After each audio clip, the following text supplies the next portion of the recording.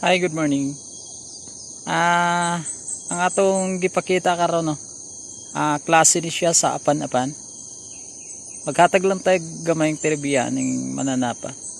Sagad na buhi ni siya din hisawan ilalom sa dahon. Isip pagprotekta no. Kanana kung dahon na siya. Diya na siya nagapuyo sa ilalim sa dahon. Magpailalim na siya.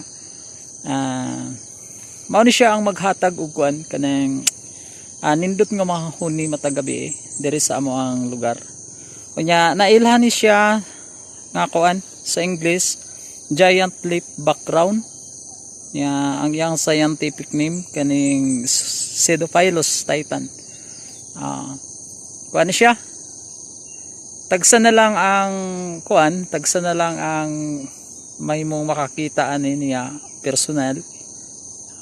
Kay sagad mahimong kuan siya no, dili na diayon niya maprotektahan ang iyang kaugalingon kining maong mananap o luoy. Gamay na lang po ni siya bisan sa Pilipinas, gamay na lang ni siya kay sagad na buhi ni siya diri sa kalasangan kining maong mananap, inosente nga mananap no. Unya kaning kuan niya, kaning murag sungay niya manay gigamit niya isip sensor sa iyahang kuan kay ang iyahang mata dili kaayo makakita. Mao na siyang panahon sa iyang paglupad, dali siyang makabantay kung kinahanglan na ba siyang malikay kung nabangga siya.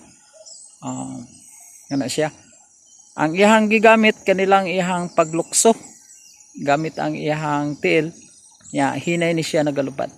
Nindot kay ni siya tingog no.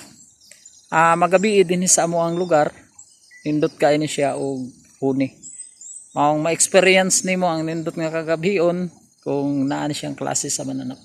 Ato lang ni siyang gipakita parang mampingan ni siya nga klase sa mananap, ilabi na nga nagkapuo na ni siya tungod sa pagdaot sa ato ang mga kalasangan.